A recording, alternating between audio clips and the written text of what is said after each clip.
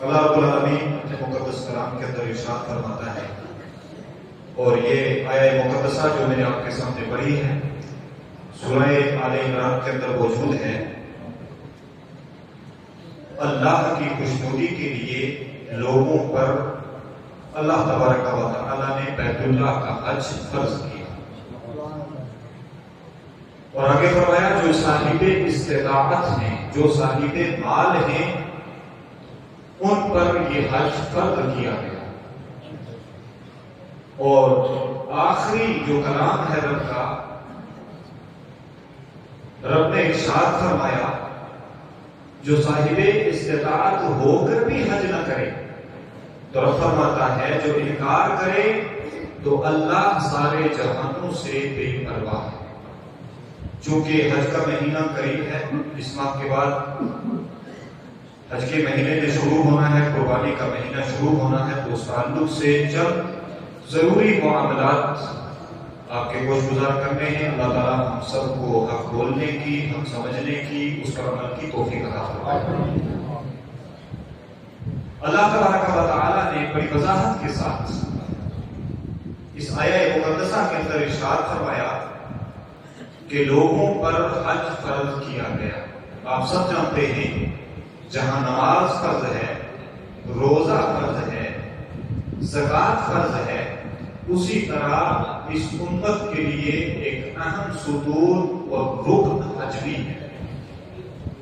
نماز 5 مرتبہ دن میں ہم ادا کرتے ہیں، یہ ہم پر فرض کی گئی۔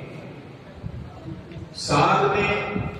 ایک مہینہ رمضان کا ہے، یعنی ایک ماہ کے روزے ہمارے لیے فرض کیے گئے، اور سال میں ایک ہی مرتبہ بشرطِ صاحب نصاب ہونے کے ہم پر زکوٰۃ کو فرض کیا گیا، اور پھر ساری زندگی میں صاحب استطاعت ہونے کی صورت میں ہم پر حج کو فرض کیا گیا۔ اور یہ ساری چیزیں کس کے لیے ہیں؟ اہل ایمان کے لیے، اہل اسلام کے لیے، چونکہ سب سے پہلی شرط آپ سب جانتے ہیں کہ 5 ارکان جو ہم بتاتے ہیں اور آپ جانتے ہیں، اس میں سب سے پہلی چیز اسلام ہے۔ جب بندہ مسلم ہوگا، صاحب ایمان ہوگا، تو پھر نماز فرض ہوگی، نماز فرض ہوگی، پھر حج کا جب وقت آئے گا تو حج فرض ہوگا، روزوں کا وقت آئے گا تو روزے فرض ہوں گے، صاحب مال و زر ہو جائے گا، صاحب نصاب ہو جائے گا تو اس پر زکوٰۃ فرض ہوگی۔ تو یہ 5 بنیادی چیزیں ہیں جن پر ہم سب کا ایمان ہے، اور اگر ان میں سے کسی ایک سے بھی کوئی بندہ غافل رہتا ہے تو وہ سخت گنہگار ہے۔ اور معاذ اللہ اگر کوئی سرے سے اس کا انکار کر دے، معاذ اللہ کوئی نماز کا انکار کرے تو وہ خارج ہو جائے گا دین سے۔ روزوں کا انکار کرے، رمضان کی فرضیت، روزوں کی فرضیت کا انکار کر دے، زکوٰۃ کی فرضیت کا انکار کر دے، حج کی فرضیت کا انکار کر دے، تو اس کا بھی یہی حال ہے۔ تو رب کائنات نے ارشاد فرمایا کہ تم پر حج فرض کیا گیا، اور فرمایا کس پر فرض کیا گیا؟ من استطاع الیہ سبیلا، تم میں سے جو صاحب استطاعت ہیں، صاحب مال ہیں، صاحب زر ہیں، قوت والے ہیں، عقل والے ہیں، بالغ ہیں، ان پر یہ حج کا فریضہ رکھا گیا، اور ان کے لیے لازم ہے کہ وہ زندگی میں ایک بار کم سے کم اس فریضے کی ادائیگی کریں۔ اور پھر آگے رب کائنات نے ارشاد فرمایا ان لوگوں کے لیے جو غافل ہیں، وَمَنْ كَفَرَ فَإِنَّ اللَّهَ غَنِيٌّ عَنِ الْعَالَمِينَ۔ رب نے فرمایا اس علم کے باوجود، اس وضاحت کے باوجود اگر تم میں سے کوئی غافل رہتا ہے اس فریضے کی ادائیگی سے، تو رب فرماتا ہے کہ میں نیاز ہوں، میری جہاں صفت کریمی ہے، جہاں میں رحیم ہوں، ستار ہوں، غفار ہوں، وہاں میں غنی بھی ہوں۔ اور غنی وہ ہوتا ہے جو سب سے بے نیاز ہو، جسے کسی کی کوئی پرواہ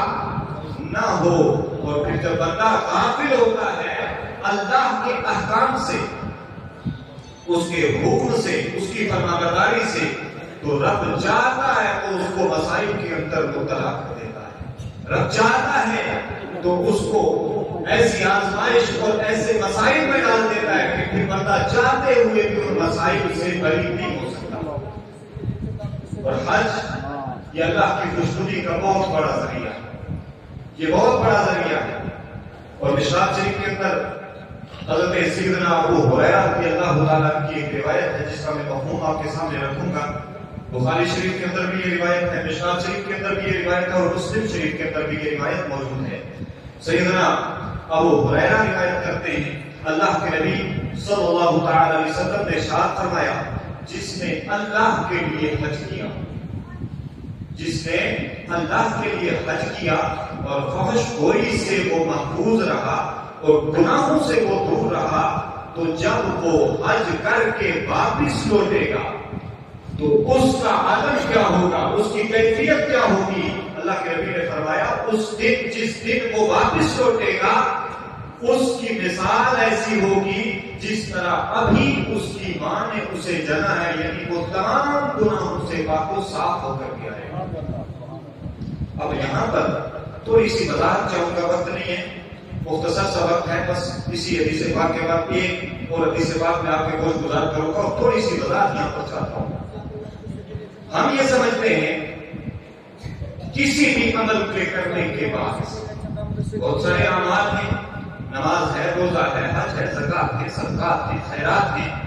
غریبوں مسکینوں کی امداد ہے، یتیموں بیواؤں مسکینوں کی داد رسی ہے، یہ سارے نیک اعمال ہیں، اور ان سب پر اللہ کے نبی صلی اللہ علیہ وسلم کے فرامین موجود ہیں کہ تم نماز پڑھو گے تو تمہیں یہ فائدہ ملے گا، تم روزے رکھو گے تو تمہیں یہ فائدہ ملے گا، تم حج کرو گے تو یہ فائدہ ملے گا۔ اور ہمارا مقصد یہ ہے کہ ہم سمجھتے ہیں کہ ہم عمرے کے لیے جا رہے ہیں یا ہم حج کے لیے جا رہے ہیں، پر حج فرض ہو گیا، ہم صاحب استطاعت ہیں اور تمام جو حاجات اصلیہ ہیں ان سے ہٹ کر کے ہمارے پاس اتنی استطاعت ہے کہ ہم حج کر سکتے ہیں، تو ہم یہ سمجھتے ہیں کہ ہم نے جو 50 سال کی زندگی گزاری، ہم نے 60 سال کی زندگی گزاری، 40 سال زندگی گزاری، اس میں جو کچھ کیا، اب ہم حج کرنے جا رہے ہیں، عمرہ کرنے جا رہے ہیں، یا ہم نمازی بن گئے 30 سال کے بعد، 20 سال کے بعد، 50 سال کے بعد، تو یہ نمازیں ہماری پچھلی ساری نمازوں، سارے جتنے ہم نے منکرات کیے ہیں، جتنی خطائیں کی ہیں، سب کے لیے یہ کفارہ بن جائے گا، ہماری یہ سوچ ہے۔ لیکن اس حدیث پاک کی وضاحت کرتے ہوئے علماء، محدثین اور حدیث کے شارحین فرماتے ہیں کہ اعمال انسان جتنے بھی ہیں، نیک اعمال جتنے ہیں، وہ سب گناہوں کا کفارہ بنتے ہیں، اس میں نماز کی کوئی تخصیص نہیں، روزے کی تخصیص نہیں، حج و زکات کی تخصیص نہیں، حالانکہ ان سارے معاملات اور ان سارے اعمال کی اپنی اپنی خصوصیت ہے، اپنا اپنا فائدہ ہے، لیکن ایک مشترک فائدہ ہے کہ گناہوں کا کفارہ بن جاتے ہیں۔ بندے نے گناہ کیا تو اللہ تبارک و تعالیٰ حج کے صدقے گناہ معاف کر دے گا۔ نماز پڑھی، نماز جہاں برائیوں سے بچاتی ہے، وہی جو اس کے گناہ ہیں سابقہ ان کے لیے کفارہ بن گئی۔ اس نے زکات دی، جہاں اس کا فریضہ زکات ادا ہوا، جہاں وہ خود پاک ہو گیا، اس کا مال پاک ہو گیا، وہیں پر اس کے سابقہ گناہوں کے لیے بھی وہ کفارہ ہے۔ اسی طرح خیرات و صدقات کرتے ہیں، اسی طرح آپ بہت سارے نیک اعمال کرتے ہیں، لیکن یہ کنسپٹ کہ ہمارے سارے گناہ معاف ہو جائیں، ہم کسی کی زمین کو ہڑپ کر کے بیٹھے ہیں، ہم کسی کا حق مار کے بیٹھے ہیں، ہم کسی سے رشوت اور سود لے کر کے بیٹھے ہیں،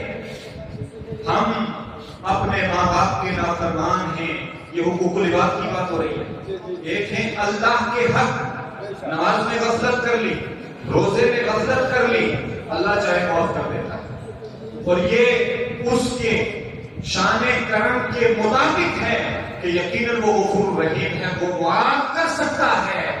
شارحین فرماتے ہیں کہ جہاں سارے اعمال بندے کے گناہوں کا کفارہ بن سکتے ہیں، مگر فرائض و واجبات جو اس کے ذمے ہیں، حج سے پہلے جو اس کے ذمے تھے، وہ ثابت نہیں ہوں گے۔ وہ نمازیں جو آپ نے چھوڑی تھی، جن سے غفلت برتی تھی، ان کا کفارہ کیا ہے؟ اسی حدیث کی شرح میں شارحین فرماتے ہیں کہ ان کی ادائیگی، ان کی قضا ہی ان کا کفارہ ہے، بغیر ادا کیے ہوئے وہ آپ کے ذمے سے آپ کا حج ان کو ثابت نہیں کر سکتا۔ حج اپنی جگہ پر ہے، اس کا ثواب اپنی جگہ پر ہے، لیکن آپ یہ سمجھیں کہ 30 سال نمازیں ہی نہیں پڑھی، 30 سال تک ماں باپ کی نافرمانی کرتے رہے، لوگوں کے حقوق کی حق تلفی کرتے رہے، اور ہم حج کر لیں گے، عمرہ کر لیں گے یا کوئی بھی نیک عمل کر لیں گے تو ہمیں حج سارے معاملات سے بری کر دے گا۔ شارحین حدیث فرماتے ہیں اس حدیث کا یہ مفہوم نہیں بلکہ مفہوم یہ ہے کہ تمام گناہوں کا کفارہ تو بنے گا مگر فرائض کا کفارہ حج نہیں ہو سکتا۔ جو فرائض آپ کے ذمہ تھے وہ جیسے کل آپ کے ذمہ فرض تھی نماز، آج بھی فرض ہے، اگر کل کی رہ گئی ہے تو آج آپ کے اوپر اسی طرح لازم ہے کہ آپ اس کی قضا کریں، اسی طرح واجبات رہ گئے تو ان واجبات کی ادائیگی کریں۔ اور پھر حقوق کی بات کی، محدثین فرماتے ہیں پھر وہ حقوق جو بندے کے حقوق ہیں اگر وہ اس کے ذمے لازم تھے اور اس نے ادا نہیں کیے تو وہ حقوق بھی ساقط نہیں ہوں گے، حج ان حقوق کو ساقط نہیں کرے گا۔ وہ حج کر کے آ گئے، حج کے بعد بھی اگر کسی کی زمین ان کے پاس تھی تو اس کو واپس کرنا ان کے ذمے لازم و واجب ہے۔ ماں باپ کی نافرمانی کی تھی تو ان کی فرما برداری کر کے اور ان سے معافی تلافی کر کے اس حق کی ادائیگی کی جا سکتی ہے۔ اسی طرح یہ میں نے 2 مثالیں دی آپ کے سامنے، ماں باپ کی نافرمانی اور نماز کی ایک مثال میں نے دی ہے۔ اسی طرح جتنے معاملات ہیں وہ جہاں جہاں فرائض و واجبات اور حقوق العباد کا معاملہ ہوگا وہاں حج ہمیں ان نہ فرائض سے بچا سکے گا، نہ ان واجبات سے بچا سکے گا اور نہ ان حقوق العباد سے بچا سکے گا۔ اللہ کے نبی صلی اللہ علیہ وسلم کا یہ جو فرمان ہے اس کا مطلب یہ ہے کہ بندہ جب حج کر لیتا ہے حقوق کی پاسداری کے ساتھ، فرائض کی پاسداری کے ساتھ، واجبات کی پاسداری کے ساتھ، حج سے پہلے بھی اور حج کے بعد بھی، پھر جب وہ حج کر کے آتا ہے تو اس کا حج حج مبرور ہوتا ہے، اور پھر حج مبرور ہوتا ہے تو پھر کیا ہوتا ہے؟ اللہ کے رسول نے ارشاد فرمایا والحج المبرور لیس له جزاء الا الجنہ۔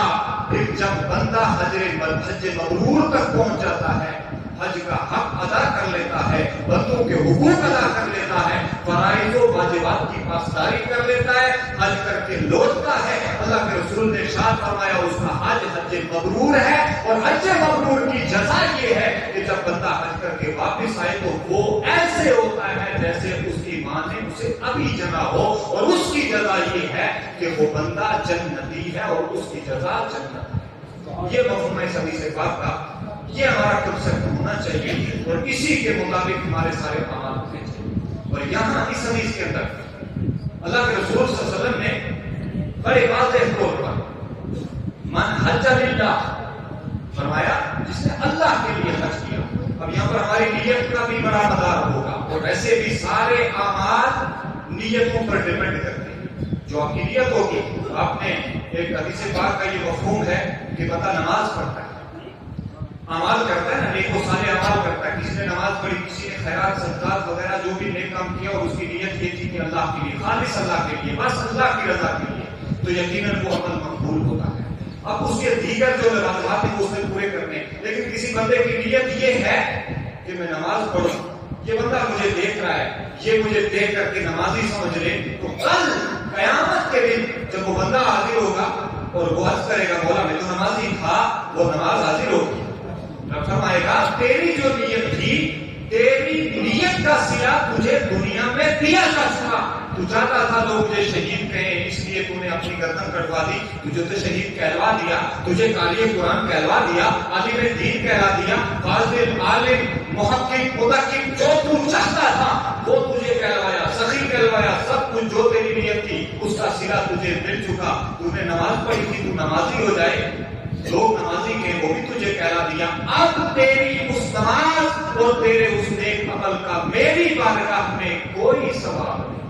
تو اس لیے نیت بہت بڑا معاملہ ہے، نیت بہت بڑا عمل ہے اور کلیدی عمل ہے۔ اللہ تعالیٰ ہم سب کی نیتوں کے اندر سے فطور کو ختم کرے اور ہم سب کو خالص لوجہ اللہ جو بھی اعمال ہم نیک خیر کرتے ہیں اللہ تعالیٰ ان کو قبول فرمائے، ہم سب پر فضل فرمائے، ہم سب کی حاضری کو قبول فرمائے۔ محترم محمد اشرف